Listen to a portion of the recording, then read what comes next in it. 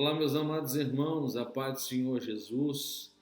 Como diria o apóstolo Paulo, nós estamos no dia 8 de junho de 2025, no inverno do mês de junho, gravando esta aula para você, amado irmão, amada irmã, aluno e aluna do nosso seminário teológico do núcleo da IBADEP, da Primeira Igreja Assembleia de Deus em Una.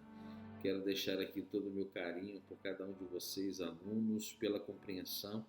Afinal, esse nosso fim de seminário básico, com a disciplina Epístolas Paulinas e Epístolas Gerais, se dará totalmente neste modelo aqui, por videoaula. Já estive um momento com os irmãos, presencialmente, explicando as minhas dificuldades neste momento, a qual estamos passando, eu e minha família, mas os irmãos não sofrerão detrimento em relação ao estudo da disciplina em questão. Dito isto, nós queremos aqui já migrar, obviamente, para os nossos slides, mas antes disso, eu gostaria de trazer alguns apontamentos iniciais para os irmãos. Assistir às videoaulas é conteúdo obrigatório para os irmãos matriculados no seminário, no curso básico do IBADEP, do núcleo da Primeira Igreja Assembleia de Deus em Una. Obviamente que esse conteúdo estará disponível na internet, outras pessoas poderão ter acesso a esse conteúdo, mas para os irmãos este conteúdo é um conteúdo obrigatório. E para além desta videoaula, nós encaminharemos ainda para o grupo dos irmãos o slide que aqui será apresentado e também comentado. E para que isso aconteça, essa relação ensino-aprendizagem, é necessário que os irmãos tenham em mãos, deixa eu pegar o meu aqui, tá? Acabei de esquecendo de tirar aqui da minha mochila. Vamos lá? O que é necessário termos em mão? O nosso livro, a nossa literatura, a saber, as epístolas paulinas e epístolas gerais. Então, a videoaula, mais a leitura do livro de conteúdo obrigatório. E subsídios ainda que o irmão Marcos disponibilizará para os alunos são os próprios slides em nosso grupo, em WhatsApp, além do podcast que eu compartilho com os irmãos com mais informações que ajudam a entender o conteúdo da semana.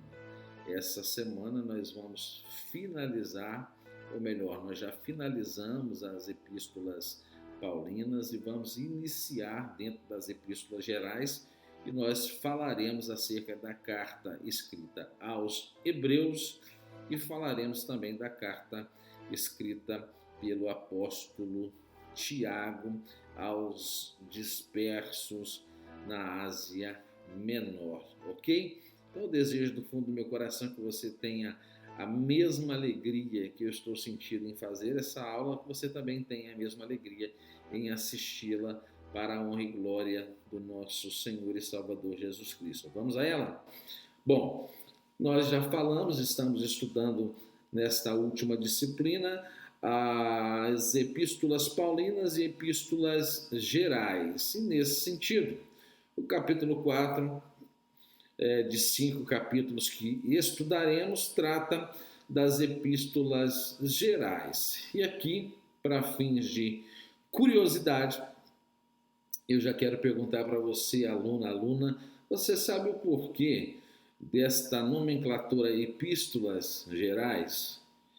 Então vamos lá. O termo gerais ou católicas, do grego katolike, significa universal e foi dado a estas epístolas justamente porque, em sua maioria, não foram dirigidas a uma igreja específica ou a uma pessoa em particular, como nós já vimos nas cartas paulinas que estudamos anteriormente, mas sim a um público cristão mais amplo. E a expressão epístolas católicas foi usada nos séculos II e III, mas se tornou mais formal com os pais da igreja, especialmente Eusébio de Cesareia, em sua obra História Eclesiástica, já refere a algumas destas cartas como gerais ou como católicas, ok? Aqui não confundir católicas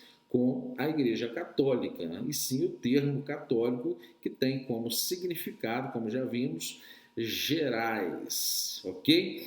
Então Jerônimo, ao traduzir a Bíblia para o latim, né, a famosa Vulgata Latina, também adota esse termo. E Agostinho de Hipona e alguns outros teólogos posteriores reforçaram o uso de epístolas gerais ou epístolas católicas. E nesse nosso cenário, nesta toada, continuaremos falando acerca da carta aos Hebreus. Em síntese, conforme você vai ver no seu livro, você que fará o seu estudo acompanhando o seu livro, fará aí com certeza a pausa desse vídeo em momentos pertinentes. Você vai ver na página 101 que nós temos um quadro sintético que traz as seguintes informações: carta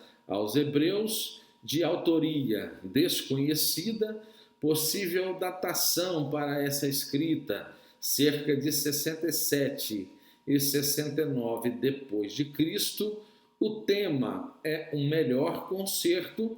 As palavras-chave, neste caso apenas uma palavra-chave, melhor, e o versículo-chave, Hebreus 4, versículo 14. E como de praxe, faremos a leitura desse texto. Vamos lá comigo? Opa, está aqui, Hebreus 4, versículo 14. Visto que temos um grande sumo sacerdote, Jesus, Filho de Deus, que penetrou nos céus, retenhamos então firmemente a nossa confissão. E após a leitura desse texto que é áureo para o nosso conteúdo, nós vamos reforçar aqui a posição doutrinária da Assembleia de Deus numa perspectiva arminiana clássica, né? Ou seja, dentre a autoria desconhecida, sabemos que a autoria ela é humana e indefinida, de conteúdo plenamente inspirado pelo Espírito Santo, e deste modo a carta possui valor doutrinário, independente do autor, pois sua teologia exalta a supremacia de Cristo. A nova aliança e a perseverança na fé são temas essenciais ao entendimento arminiano da salvação como condicional e relacional. Partindo dessa premissa, nós vamos ver que esse livro ele foi destinado originalmente aos cristãos que estavam em Roma. Isso fica subentendido, né, dentro da leitura da carta aos Hebreus. E bom que falamos da leitura da carta aos Hebreus, porque nós acreditamos que carta após carta, videoaula após videoaula, os irmãos realizarão também a leitura das epístolas paulinas e também das epístolas gerais. Não deixa passar essa oportunidade, irmãos. À medida que você vai estudando uma carta, faça, por favor, a leitura desta carta e você vai abrir ainda mais o seu entendimento acerca daquilo que nós estamos querendo passar para os irmãos. Então, este livro foi destinado originalmente aos cristãos de Roma. O seu título nos manuscritos gregos mais antigos diz apenas aos hebreus. E seu conteúdo revela que foi escrito aos cristãos judeus. Os primeiros leitores foram provavelmente judeus de idioma grego que viviam fora da Palestina. Conforme vemos em Hebreus 13, 24, a expressão "os da Itália vos saúdam" significa que o autor escrevia para Roma e que, na ocasião, incluiu saudação de crentes italianos também longe da sua pátria, longe da Itália. Dito isto, os destinatários podem ter sido igreja em lares da comunidade cristã de Roma, das quais algumas estavam a ponto de abandonar a fé em Cristo Jesus e voltar à antiga fé judaica por conta da perseguição e do desânimo. Note que o período que supostamente esta carta foi escrita, 67, 68 ou 69 depois de Cristo, evidencia um período de muita perseguição do império contra os cristãos. É nesse período da história que o apóstolo Pedro é martirizado, o apóstolo Paulo anteriormente também é martirizado. Então havia aqui grande medo por parte de judeus convertidos ao cristianismo, e a perseguição estava fazendo com que muitos desejassem retornar à antiga religião judaica, aos antigos costumes. Veremos que o autor ele é um profundo conhecedor das leis judaicas e, através deste conhecimento, ele vai trabalhar com alguns paralelismos, semânticos, ou seja, paralelos de significações, evidenciando a supremacia e a superioridade de Cristo em relação à antiga aliança. Então, partamos daqui, sintetizamos. Do nome Hebreus, o título reflete o público para o qual a carta se destinava. A carta é claramente dirigida aos cristãos de origem judaica, ou seja, hebreus. Os leitores eram profundos conhecedores do Antigo Testamento, da lei mosaica, das práticas do sacerdócio levítico, dos sacrifícios e da aliança mosaica.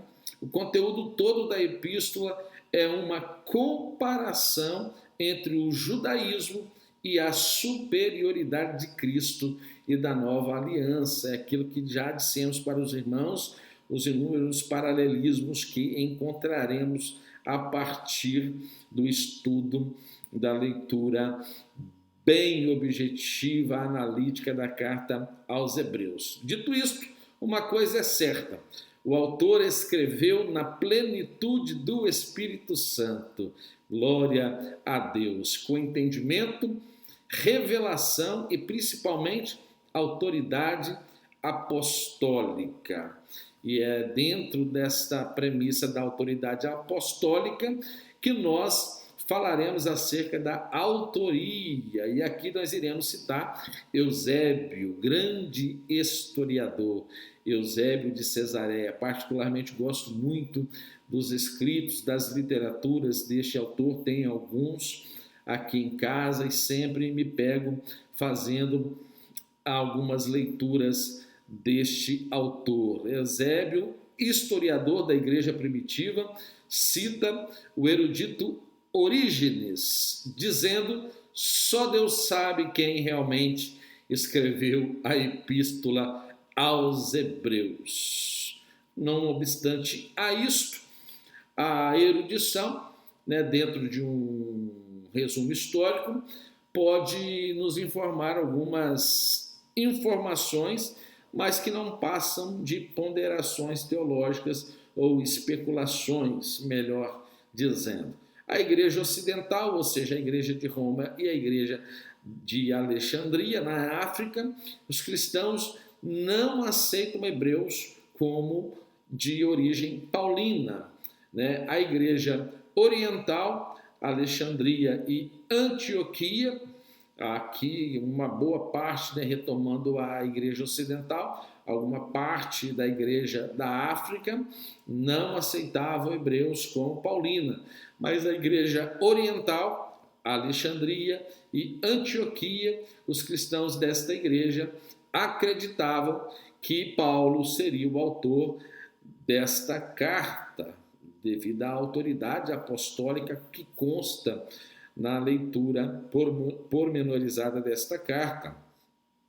Bom, no Concílio de Cartago, realizado em 397 d.C., incluiu Hebreus do cânon, ou seja, na Bíblia Sagrada, nos livros inspirados pelo Espírito Santo, sem definir a sua autoria, e outros autores sugeridos dentro da história. Lutero, por exemplo, atribuiu a Apolo, a Silas, Priscila, o próprio evangelista Filipes, doutor Lucas, ou até mesmo Barnabé, né, por Tertuliano, pai da teologia latina, e o próprio apóstolo Paulo. Mas como nós estamos defendendo dentro dessa aula, expomos aqui para os irmãos inúmeros possíveis autores, mas ficaremos aqui com a célebre frase de Orígenes: só Deus de fato sabe quem realmente escreveu a epístola aos Hebreus, ok? Data e circunstâncias. Aqui nós temos informações pertinentes do nosso questionário. Olha o nosso alvo e as nossas flechas. Se atentem nisto, são dicas para a nossa prova. Data e circunstâncias. Da leitura de Hebreus 10, versículos 11 e 12, comprova-se que o livro foi escrito depois da ascensão do Senhor Jesus Cristo e também antes da destruição de Jerusalém no ano 70 depois de Cristo. A menção de Timóteo preso indica que seria a última parte deste período da história. Fato é que não sabemos quando Timóteo fora preso, mas supõe-se que seria em Roma, quando foi socorrer Paulo, conforme em 2 Timóteo 4,9. E se isso for verdade, talvez Hebreus tenha sido escrito cerca de 68 ou 69 depois de Cristo. Aqui nós colocamos este EC para que os irmãos também acostumem com essas siglas relacionadas aos tempos, né? EC, que no caso significa 68 ou 69 da era cristã, ou depois de Cristo, ou AD, Anno Domini, apenas para que os irmãos aprendam a entender essas expressões que vira e mexe aparecem em uma ou outra leitura que fazemos, ok? Bom, ainda sobre datas e circunstâncias, fato é, não sabemos nada das circunstâncias do autor, porém, dos destinatários é possível. Veja, eram hebreus, inclusive os Hebreus é o título mais antigo atribuído a esta carta. Depois recebeu a Epístola aos Hebreus e chegou a ser denominada por algum período como a Epístola do apóstolo São Paulo aos Hebreus. Isto, obviamente, para aqueles que criam que o autor desta era o apóstolo Paulo. Não há referência aos gentios, ou seja, esta literatura foi literalmente escrita para o povo hebreu.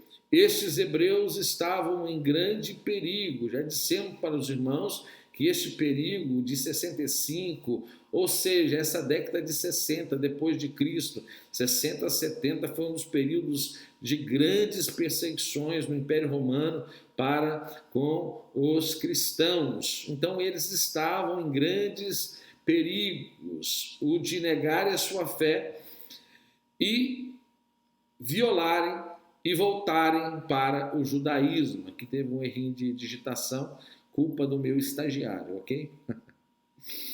E voltarem para o judaísmo, fruto da perseguição que estavam passando. trata de conteúdo exortativo, ou seja, de incentivo, de fortalecimento.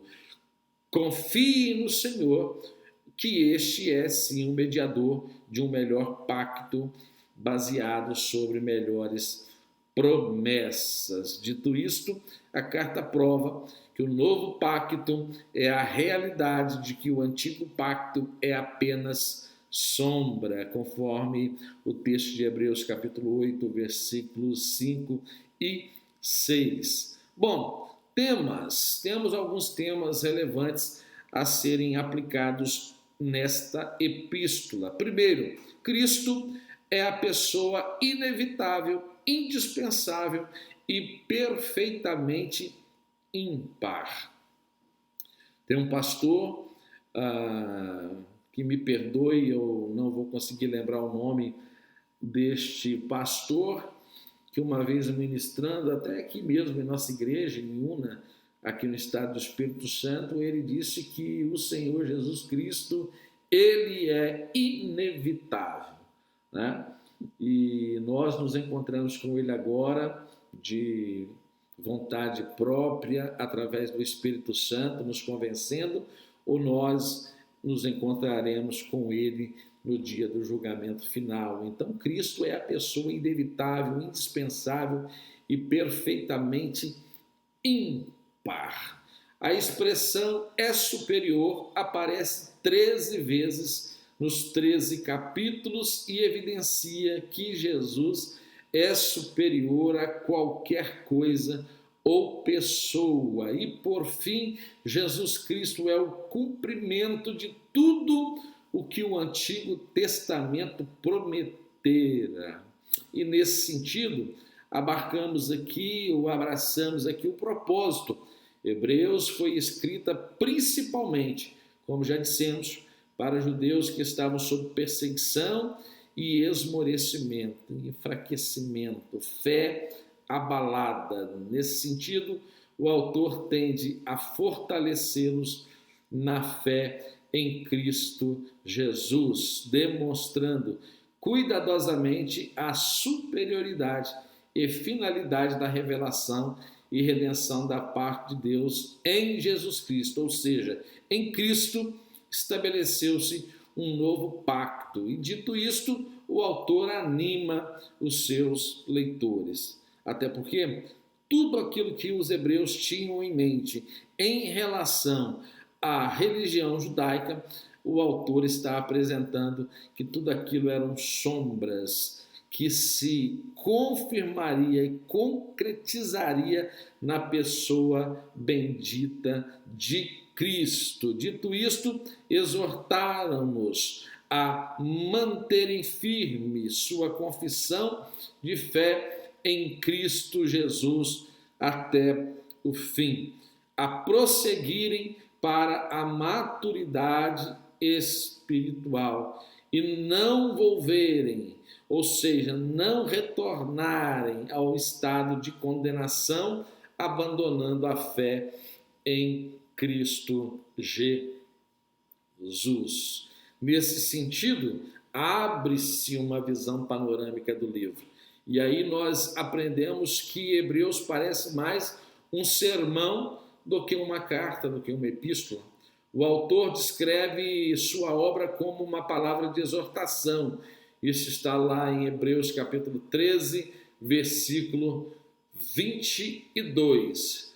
Vamos então às 3 divisões principais. E aqui eu quero fazer mais um apontamento que é de extrema importância que os irmãos façam ao assistam às nossas videoaulas acompanhado da sua literatura, como nós estamos aqui com ela, e também da Bíblia Sagrada. Hoje eu estou utilizando uma Bíblia aqui no meu telefone celular, mas é necessário que os irmãos façam a leitura das referências citadas aqui por este professor.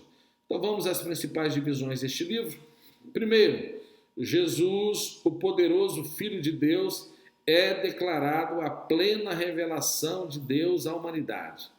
Sendo maior que os profetas, maior do que os anjos, maior do que Moisés, maior do que Josué. Ou seja, temos uma declaração forte acerca do abandono da fé ou do endurecimento do coração pela incredulidade. Então era necessário que cresce que Jesus de fato era um superior a todas essas esferas e todos esses nomes que eram marcantes na história do povo hebreu.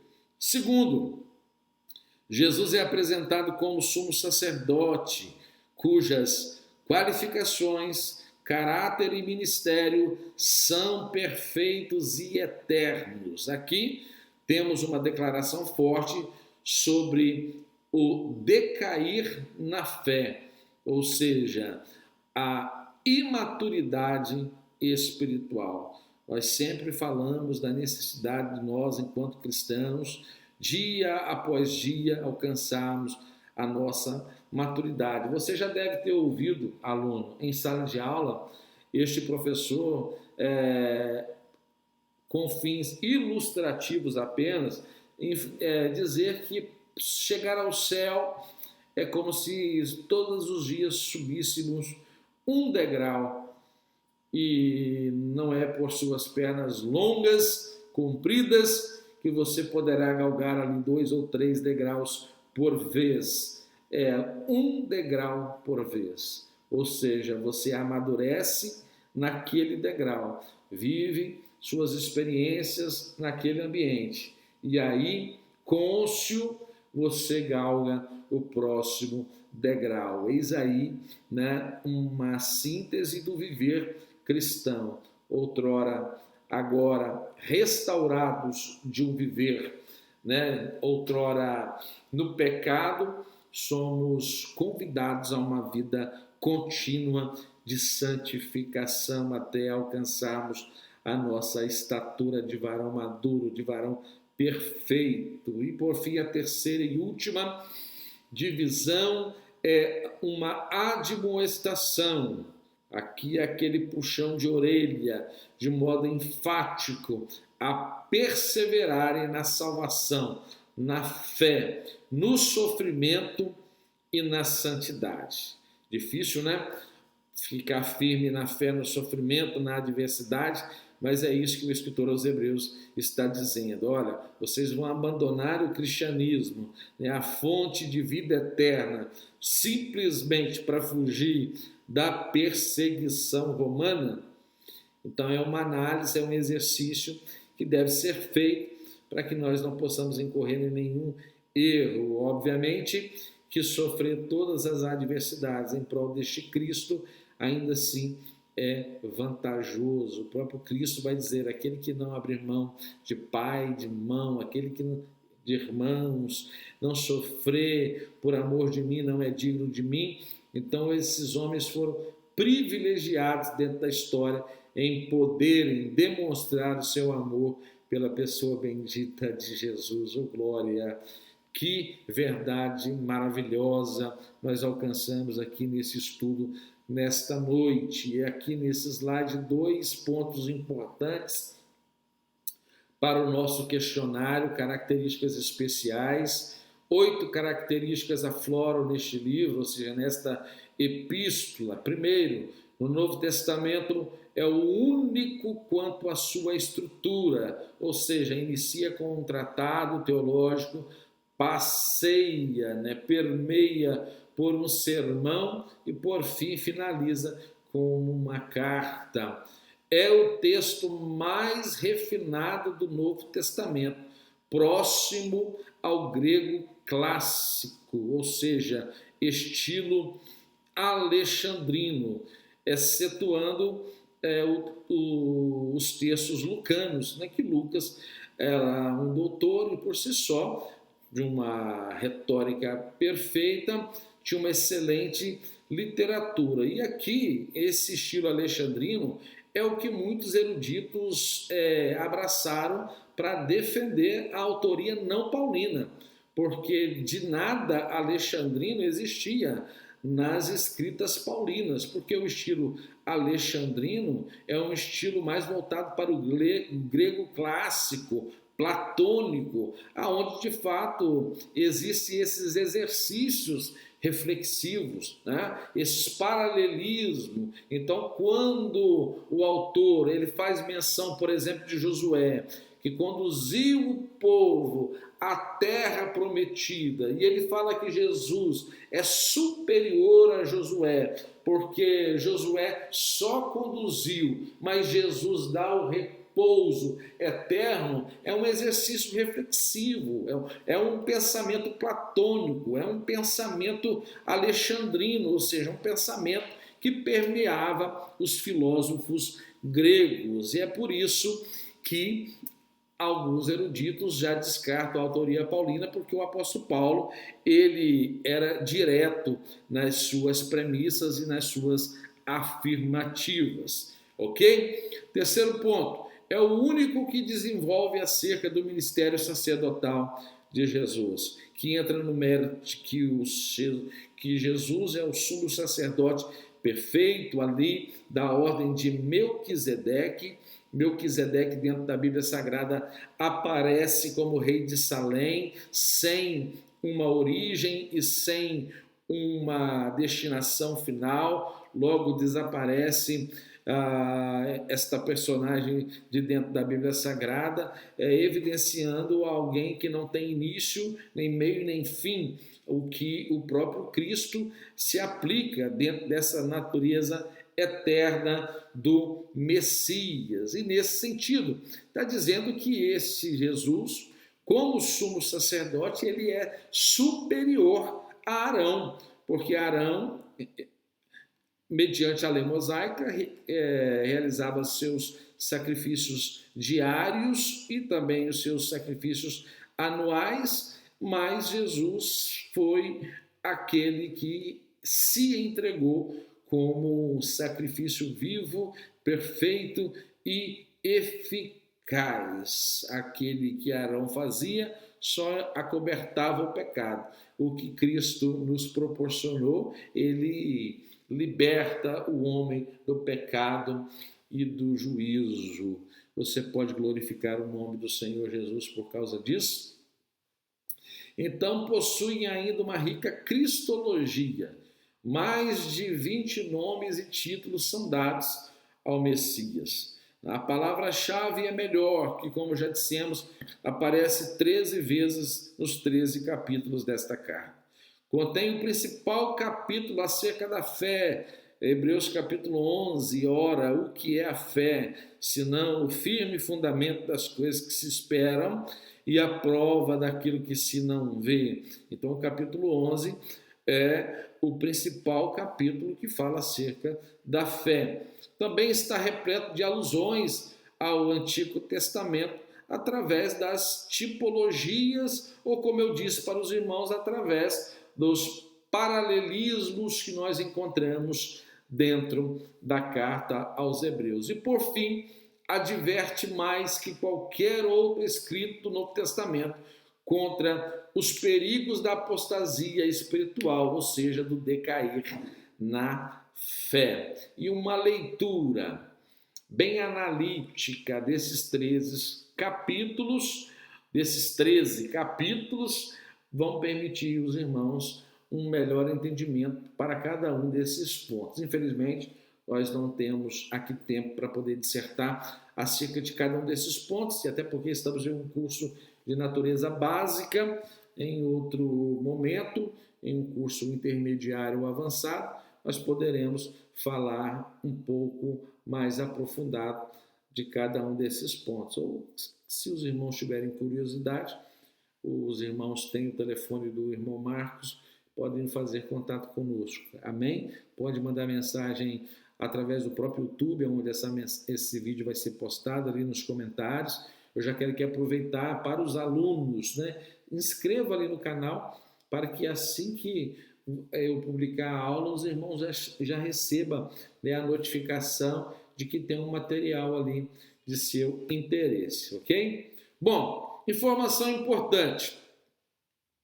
Aqui nós precisamos falar que o estilo que é utilizado na carta aos Hebreus é um estilo literário e retórico. Nós sabemos que retórico, a retórica é a arte da boa argumentação. Ou seja, quem prega, quem ministra, quem ensina, via de regra, faz o uso da retórica, porque utiliza-se da necessidade de uma boa argumentação. E esse uso constante de paralelos cria esse estilo retórico elaborado, porque dentro da literatura a retórica tende a persuadir ao leitor a alguma coisa, né, a admirar algo ou a querer mais de algo, ou a dissuadir, né, a pessoa de um pensamento equivocado e passar a pensar na maneira como o autor está escrevendo. Isso acontece, a retórica dentro da carta aos Hebreus tende a fazer com que os hebreus que estão com medo da perseguição, que estão querendo, esmorecendo, retornar para o judaísmo, ou seja, esse livro tende, essa carta tende a dissuadir esses irmãos de tais pensamentos. Então aqui nós temos estilo retórico elaborado, com comparações e contrastes e desenvolvimentos em cadeia. A estrutura do livro também favorece isso. Veja, aqui nós trouxemos um exemplo para os irmãos. O autor apresenta um elemento do Antigo Testamento, ok? Depois mostra seus limites ou imperfeições, ok? Vamos seguir, por exemplo, o próprio Josué, que nós já falamos.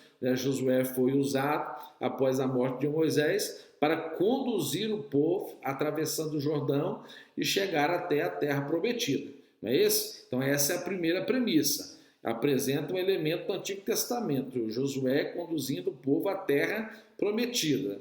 Depois mostra seus limites ou imperfeições. Ou seja, ali naquela terra, o povo sequer teve repouso. O povo teve que lutar por aquela terra, teve que conquistar aquela terra. Ali naquela terra, o povo se embrenhou por caminhos de pecaminosidades que aborreceram a santidade de Deus. Então, ele introduz a realidade plena e perpétua em Cristo, ou seja, enquanto Josué conduz o povo para uma terra, Jesus conduz o povo para um repouso eterno, para a Jerusalém celestial, para a terra prometida celestial. Então esse é um exemplo que nós podemos aplicar a todos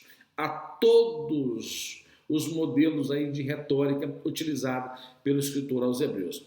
Então, dito isto, a epístola aos Hebreus está repleta de paralelismo, em especial no sentido tipológico, ou seja, Antigo Testamento como sombra do Novo Testamento, e também de um paralelismo argumentativo, porque a argumentação trata de um Cristo que é superior a tudo que veio antes dele. Esse paralelismo é usado para mostrar a continuidade e o cumprimento das promessas de Deus, tornando Hebreus uma ponte poderosa entre as duas alianças, que é o que nós veremos a seguir.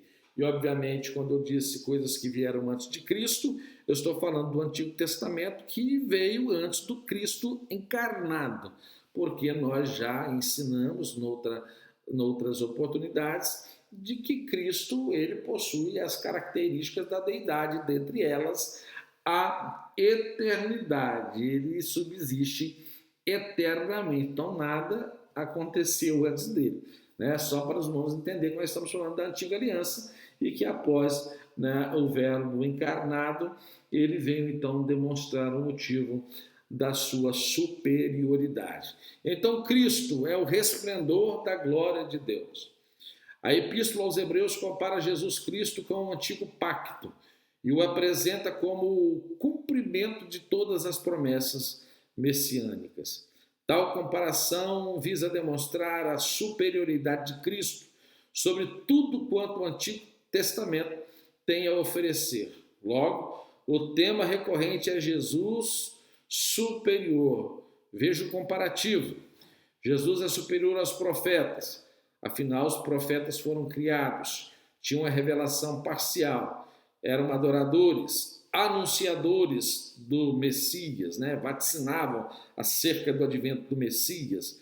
Já Jesus é superior aos anjos, seres criados, que também tinham revelação parcial, que também eram adoradores e eram ministradores. A Bíblia diz que os anjos são ministradores, né, de Deus. Afinal, Jesus Cristo tudo criou, trouxe a revelação plenária, plena, e recebe adoração e é Senhor de tudo. Esse é um paralelo muito interessante acerca desta questão que nós vamos ver um pouquinho mais à frente.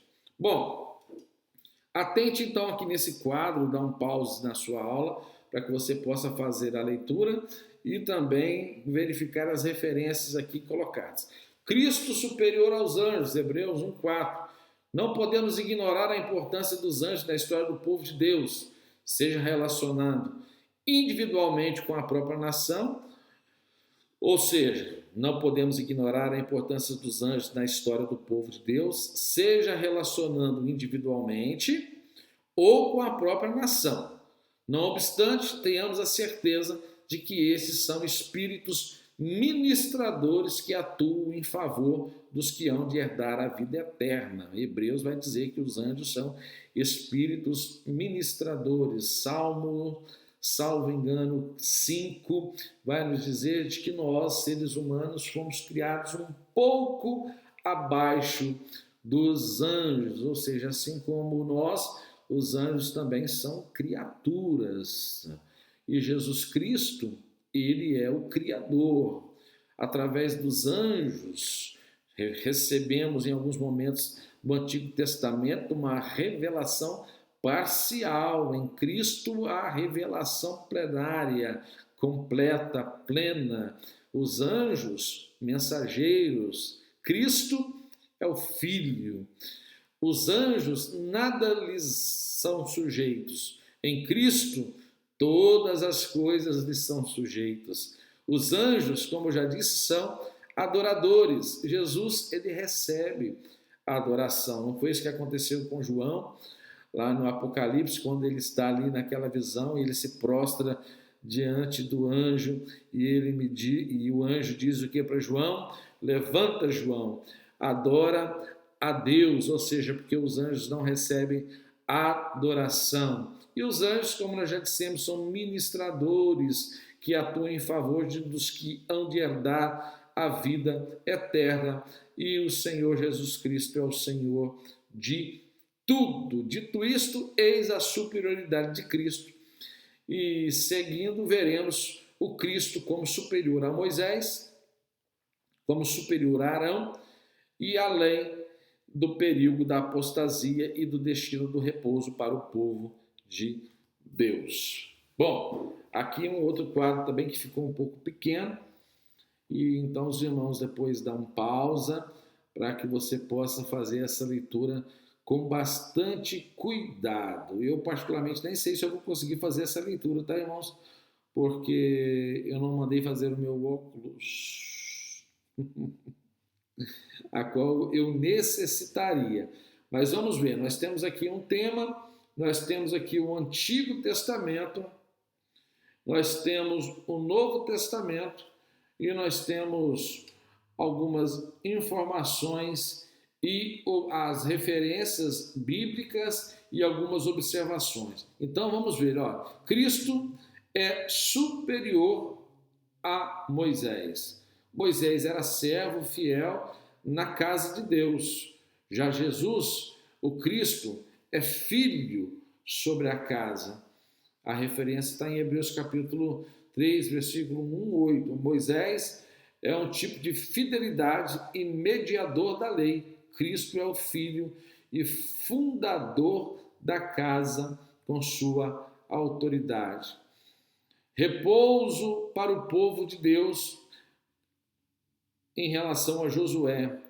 Josué guiou o povo até Canaã para um descanso terreno prometido a Israel.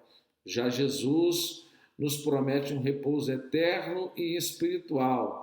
Hebreus 4, 1, 11. A entrada em Canaã prefigura o descanso eterno da igreja. Nós temos aqui Cristo como sumo sacerdote superior a Arão. Arão, um sacerdote levítico, limitado, oferecia sacrifícios contínuos. Cristo como sumo sacerdote, segundo a ordem de Melquisedeque, eterno e sem pecado, conforme Hebreus. Então Arão media entre Deus e o povo, mas Cristo é o mediador perfeito o mediador perfeito, eterno, e oferece a si mesmo para a remissão dos nossos pecados. E por fim, o tema do perigo da apostasia, a rebeldia de Israel no deserto, segue para a rejeição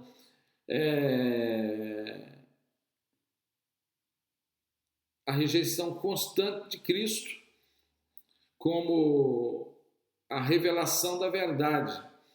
E aí nós temos a incredulidade antiga, serve de advertência.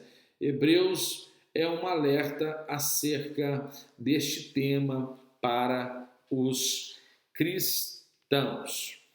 E nesse sentido, ainda temos Cristo como sacerdote eterno e perfeito, Cristo mediador de uma nova aliança, Cristo o que detém a maior glória na adoração a Deus, e Cristo com a eficácia do seu sacrifício, e ainda temos o pecado imperdoável, que é o pecado da apostasia, né? O conhecimento da verdade sem perseverança leva à rejeição consciente da graça, ou seja, rejeitar a graça de Deus de modo consciente é um pecado imperdoável.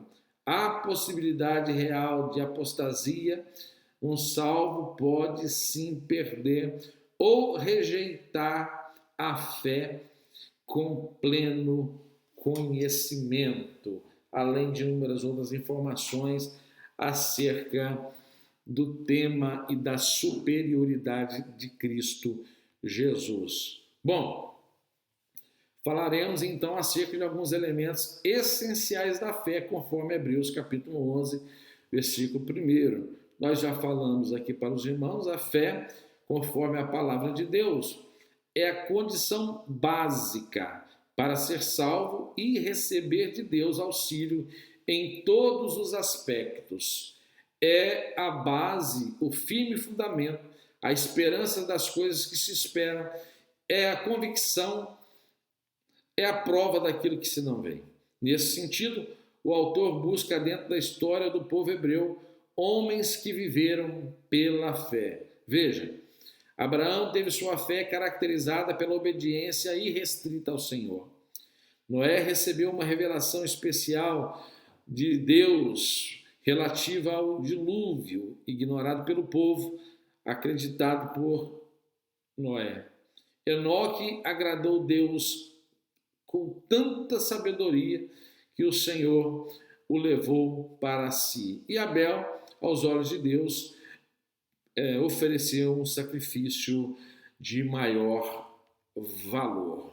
E aqui nesse sentido, meus irmãos, nós fizemos um quadro aqui comparativo dos últimos capítulos, Hebreus capítulo 12, versículos 1 e 13 a 6 a 16, e aqui os irmãos estão vendo que nós estamos sempre considerando a ótica arminiana da Assembleia de Deus, que é a fé que nós professamos. E aqui nós temos questões relacionadas à exortação central, à ênfase espiritual, a responsabilidade humana, a premissa da santificação, que é o segundo estado teológico, né? A regeneração, a justificação, a santificação e, por fim, a glorificação, a perseverança do cristão, ou seja, há uma nova dimensão de solidariedade com os irmãos e uma vida de fidelidade com Cristo. Nós temos a relação com o culto cristão, nós temos aspecto da cristologia implícita, afinal Jesus é o autor e o consumador da nossa fé, ele é o modelo supremo, e nós temos ainda aspectos da cristologia, que nos fala de que Jesus, olha, ficou repetido esse último ponto, hein? Mas, sem os irmãos nos desculpem, mas esse último tópico, cristologia implícita, ficou repetido. Mas fazer o bem, a parte do sacrifício espiritual a Deus em Cristo Jesus. Nesse sentido, meus irmãos, nós encerramos, damos por encerrado a carta. Deixa eu retomar aqui. Nesse sentido aqui, nós damos por encerrado a carta escrita aos Hebreus. Vale a pena a atenção dos irmãos para essa videoaula, porque a partir de agora nós vamos entrar na segunda epístola, dentro desse capítulo de número 4, que é a carta do apóstolo Tiago. Ok? Vamos nela? Tomar uma água aqui, que eu também sou filho de Deus. Bom, se você retomar o seu livro, a sua literatura, você vai encontrar na página 116, os irmãos me perdoem, esse quadro sintético que nos traz a carta de Tiago, autor Tiago, data 45 a 49 depois de Cristo, tema a fé manifesta-se pelas obras, algumas palavras-chave: fé, riquezas, língua, orgulho, oração, e temos 2 versículos-chave, Tiago 1:27, 2:20, e nós faremos a leitura destes 2 versículos, ok? Tiago 1:27, a religião pura e imaculada para com Deus o Pai é esta: visitar os órfãos e as viúvas nas suas tribulações e guardar-se da corrupção do mundo. Ok? Tiago 2:20 diz: mas, ó homem vão, queres tu saber que a fé sem obras é morta? Que perguntem, queres tu saber que a fé sem obras é morta? Então, partimos desta interrogação de Tiago para afirmar que a epístola de Tiago é conhecida como a epístola da religião pura. Uma epístola que todos os crentes precisam conhecer em virtude de sua mensagem doutrinária, pastoral e também prática. Então, prática que o próprio apóstolo Paulo, salvo engano, na carta aos Efésios, ele faz menção dos escritos de Tiago. Se não for aos Efésios, nós vamos corrigir essa informação ainda antes do término dessa aula.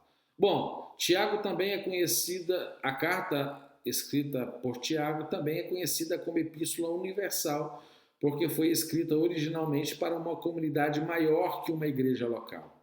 Tiago escreve às suas ovelhas dispersas. Veja, a saudação em Tiago 1:1, às 12 tribos que andam dispersas, permite inferir que a epístola foi escrita para cristãos judeus que viviam fora da Palestina. É possível que os destinatários fossem os primeiros convertidos em Jerusalém e que após a morte de Estevão, o primeiro discípulo martirizado, foram dispersados pela perseguição até a Fenícia, Chipre, Antioquia da Síria e outras cidades. Isto explicaria o que, irmão Marcos? Explicaria a ênfase inicial da carta quanto ao sofrer com alegria as provações que testam a fé e que demandam perseverança. E também confirmam que o conhecimento pessoal que Tiago demonstra ter pelos crentes dispersos. Todas essas informações são pertinentes do nosso gabarito. Nesse sentido, Tiago evidencia alguns predicativos de Jesus Cristo. Veja, quando eu uso a expressão predicativo, eu estou falando de qualidades, né, de adjetivos, né, que dentro da língua portuguesa nós chamamos de predicativos do sujeito. O sujeito, do caso, seria Cristo e o predicativo seria Jesus é misericordioso e compassivo. Jesus ouve a oração e levanta os enfermos. Jesus dá sabedoria aos necessitados e exalta os humildes. Jesus é glorioso. Jesus se interessa pelos atos da humanidade e Jesus garante a coroa da vida a todos que o amam. E aí, você já se perguntou aí, hoje você ama a Cristo? Que coisa maravilhosa poder amar o nosso Senhor e Salvador Jesus Cristo. A autoria e ocasião. Bom, há pelo menos 3 Tiagos dentro do Novo Testamento ligado à autoria desta epístola. Primeiro, Tiago, filho de Zebedeu, irmão de João, um dos 12.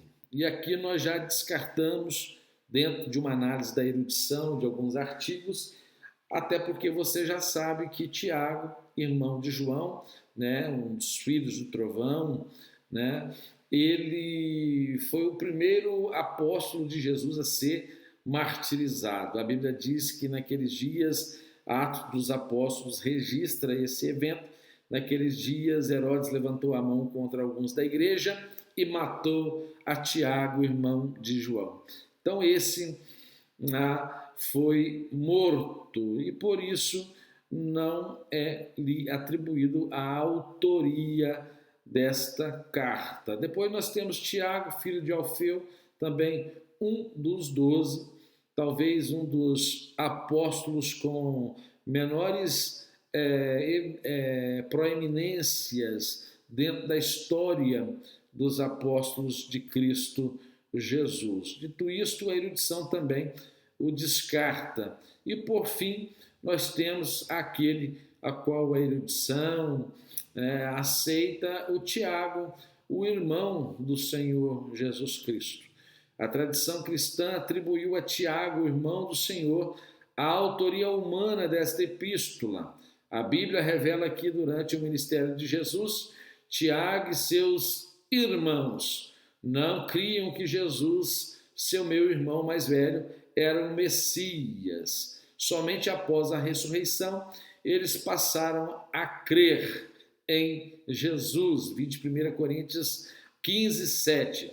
Consta que Tiago esteve no cenáculo entre os que foram batizados com o Espírito Santo. Vide Atos dos Apóstolos 1, versículo 14.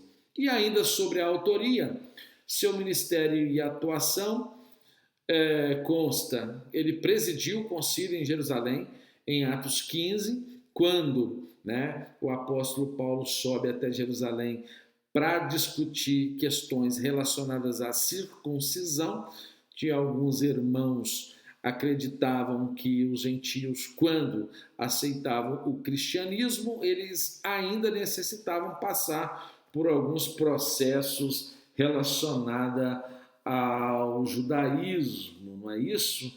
Nós encontramos muito desses problemas na carta que Paulo escreveu aos Gálatas, os galacionistas, que tentaram, de qualquer maneira, ainda manter questões relacionadas à tradição judaica. O que foi definido, veementemente defendido no Conselho de Jerusalém, abster-se de alimento sufocado, de prostituição e adorar somente a Deus. Considerado coluna da igreja, Paulo afirma isso em Gálatas 2,9, que Tiago era uma das colunas da igreja. Ele tinha o respeito do apóstolo Paulo, foi respeitado da mesma sorte pelo apóstolo Pedro. E toda essa narrativa você entende lendo o livro de Atos dos Apóstolos, o único livro histórico do Novo Testamento. Data e circunstância. O mais provável é que esta carta fora escrita durante a década de 40 depois de Cristo. Segundo Flávio Joséfo, grande historiador, Tiago foi martirizado em Jerusalém por volta de 62 depois de Cristo, por fins de curiosidade, né? Alguns fariseus e saduceus invadiram o templo e ordenaram que Tiago negasse que o Jesus Cristo ressurreto era o verdadeiro Filho de Deus. E este, não fazendo, foi martirizado pelos seus concidadãos. Essa é o que a história relata acerca do martírio de Tiago. É certo que a carta é anterior à destruição de Jerusalém no ano 70, porque, obviamente, se escrita posteriormente, com certeza esse evento, tamanha magnitude, teria sido relatada nesta carta. E admite-se, então, a data da carta entre 45 e 49 depois de Cristo. O tema da epístola, a religião pura, Tiago 1,27, a religião pura para com Deus, cuidar dos órfãos, dos oprimidos, das viúvas, né? Praticar a santidade. Então, Tiago, ele é muito assertivo em sua literatura. Ponto 2, com relação à fé, Tiago fala sobre 2 tipos de fé. A fé que salva, ou seja, Tiago 2,14 fala de uma fé verdadeira, e também Tiago fala de uma fé falsa, uma fé inútil. E ponto 3, com relação às obras, Tiago fala das obras como evidência da fé salvadora, ou seja, ele não diz que são as obras que salvam, e sim que é a fé que salva, e é demonstrada pelas obras esta afirmativa. E o apóstolo Paulo vai referenciar acerca dessas evidências na sua epístola que ele escreveu aos Efésios. Propósito, a epístola foi destinada às 12 tribos da dispersão, ou seja, os judeus sofreram várias dispersões durante a sua história, dispersão assíria, babilônica, em vários momentos da sua história. Mas nesse momento, uma dispersão advinda da perseguição dos próprios judeus e também do Império Romano. Quando da destruição de Jerusalém no ano 70, e mais tarde havia destruição, houve, né, mais tarde destruição sobre o imperador Adriano, e também em 132 ordenou-se que nenhum judeu voltasse a Jerusalém, e isso permaneceu de pé até o governo de Constantino, no século IV. Naturalmente, os dispersos, nesse caso, passavam por sérios problemas, estavam distantes da sua pátria e, obviamente, precisavam de apoio espiritual, ensino e também encorajamento. E é isso que é a proposta dessa epístola: encorajar os irmãos dispersos fora da Palestina. Em síntese, Tiago escreve para encorajar os cristãos judeus que enfrentavam várias provações que punham sua fé em prova, para corrigir crenças errôneas a respeito da natureza da fé salvífica e para exortar e instruir aos leitores concernentes aos resultados práticos da fé na vida dos irmãos que eram convertidos, né, obviamente, ao cristianismo, que essa fé, o exercício prático desta fé, reverberava nas boas obras. Dito isso, abre-nos uma visão panorâmica que Tiago trata da vida cristã, trata dos crentes enquanto servos do Senhor devem suportar com alegria a sua provação, Os cristãos devem resistir às tentações e serem praticantes da palavra e não apenas ouvintes. Os cristãos devem ter uma fé ativa e não apenas uma profissão de fé vazia. Os cristãos devem atentar contra a pecaminosidade de uma língua indomável. Tiago vai dizer que uma língua ela tem o poder de gerar inúmeros problemas, né? O apóstolo Tiago fala da sabedoria carnal, quando ele diz que aquele que tem falta de sabedoria peça a Deus, que dá liberalmente. E também ele fala contra uma conduta pecaminosa. E também ele fala de uma riqueza egocêntrica que não glorifica o nome do Senhor Jesus Cristo. Ou seja, o problema não é ter dinheiro, o problema não é ter riquezas, fazendas, carros, luxo, nada disso. O problema é um viver egocêntrico, centrado no eu e em relação ao pensamento da igreja primitiva, a ausência do cuidado para com os seus irmãos, para com o próximo.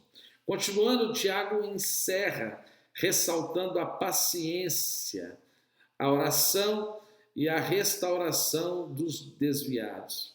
Em todos os 5 capítulos, ele ressalta o relacionamento entre a fé e a vida piedosa. A fé genuína é uma fé provada, ou seja, uma fé genuína, ela é vista, ela é contemplada, ela é concretizada, ela pode ser tocada, sentida através das boas obras. Pela fé, demonstramos nosso amor aos nossos irmãos. Pela fé, manifestamos boas obras, mantemos o controle da nossa língua. A língua pode incendiar um bosque inteiro, né? Uma palavra lançada, ela não volta mais, ela gera todos os prejuízos, né? Para a qual ela foi lançada. Ele evidencia a necessidade de buscarmos sabedoria do céu, sabedoria do alto, e nos ensina a nos submetermos a Deus como justo juiz. E para que nós possamos nos submeter a Deus como justo juiz, primeiro nós precisamos reconhecê-lo como justo juiz. E finalizando, ele diz que nós devemos ser diligentes em oração. Enfim, ainda há outras características especiais.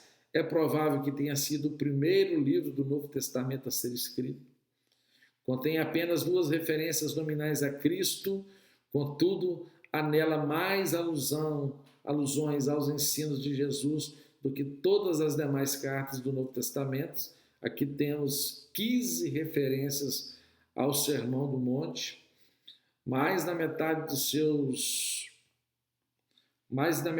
seus versos são expressões imperativas ou mandamentos, ou seja, ordens, né? Faça isso, haja dessa maneira, demonstre, ame, ore, cuide. São questões desta natureza imperativa. É considerado o livro de Provérbios do Novo Testamento, pois está repleto de sabedoria divina e instruções práticas.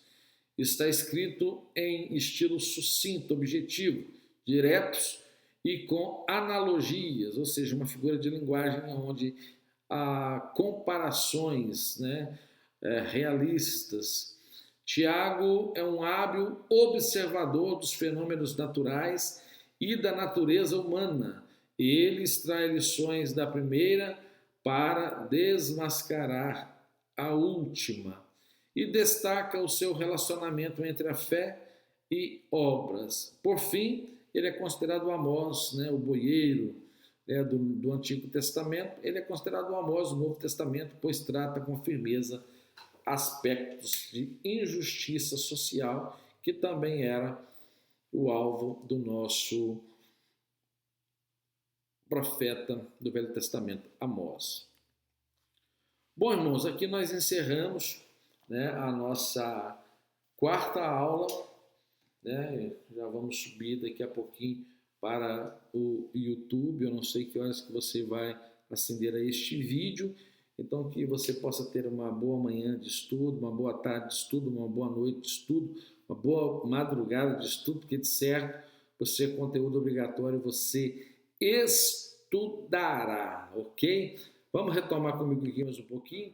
Eu quero agradecer você, meu amado irmão, que tem dedicado teu tempo ao estudo teológico, né? O seu esforço não será em vão no Senhor. Deus tem, com certeza, uma grande recompensa para a sua vida. Portanto, seja firme e constante, sempre abundante na obra do Senhor. Agradecemos a Ti, ó Deus eterno, por esse momento de comunhão.